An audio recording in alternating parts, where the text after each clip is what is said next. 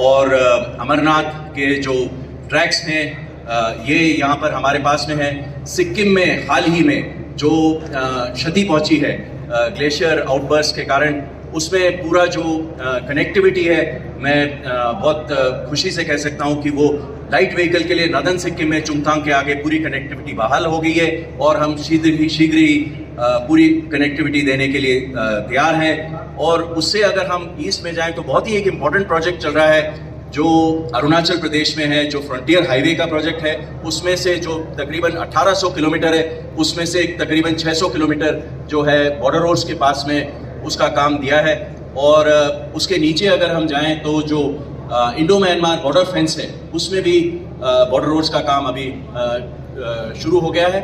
और मैं देख रहा हूँ कि सिर्फ मेनलैंड में ही नहीं, हमारी जो फुटप्रिंट है, हमारे जो पग चिन्ह है, वो अंडमान और निकोबार के द्वीप समूह में भी हमारी एक टास्क फोर्स है जो जेटी बना रही है, रोड बनाया है नॉर्थ साउथ इंदिरा पॉइंट तक, जो हमारे देश का सबसे सदर्न मोस्ट लोकेशन है, उसके लिए कनेक्टिविटी और रोड बीआरओ ने बनाया है। तो अभी हमारे लिए बहुत ही इम्पोर्टेंट, बहुत ही चैलेंजिंग, बहुत ही इनकरेजिंग टाइम है और हम दोनों हाथों से और पूरे उमंग के साथ ये प्रोजेक्ट कंप्लीट करने के लिए तैयार हैं।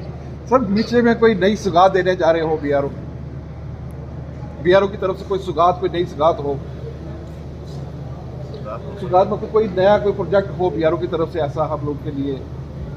नहीं, ये सारी प्रोजेक्ट्स जो हम देख रहे हैं, आपने अभी देखा होगा कि जो सेला टनल है वो अभी उसका इनॉग्रेशन हुआ था। उससे तवांग क्षेत्र में बहुत ही ज़्यादा इम्पोर्टेंस है। और अभी हम हाल ही में शिंकुरला टनल ये इसको स्टार्ट करने वाले हैं। जैसे कि आपने बताया, ये जो सेला टनल था ये देश का सबसे ऊंचा टनल था, जो तकरीबन 13,000 फीट की ऊंचाई पे था। पर जो हमारा अभी शिंकुरला टनल है ये 15,800 फीट के ऊपर है और ये टनल जो है तकरीबन 4 किलोमीटर से थोड़ा ऊपर जो इसकी लंबाई है और 15,800 फुट पर दुनिया का सबसे ऊंचा टनल हो जाएगा। और ये हमारी जो टनलिंग की एक्सपीरियंस है, आज हम टनल के अंदर ही खड़े हैं, जो बॉर्डर रोड्स की जो टनलिंग में एक्सपीरियंस है, जो भी हमने काम किया है उससे हम सीखते हैं। और इसमें जो हमने कठिनाइयाँ देखी हैं, इसमें जो प्रॉब्लम्स देखी हैं, जो हम और भी अच्छा कर सकते थे, वो हम लेसन्स लर्न के तौर पर दूसरे टनल्स में हम ले रहे हैं। और मुझे बहुत उमंग है कि हमारे पास अच्छे, ये बहुत ही सामरिक दृष्टि से, आर्थिक दृष्टि से अच्छे प्रोजेक्ट्स हमारे पास हैं। और ये जैसे आपने अच्छा सवाल पूछा कि ये शिंकुरला टनल जो है ये उसी जो सड़क में कह रहा था न्यू पदम दारचा, इसी को कनेक्टिविटी देगी। और इससे पहली बार हमारे पास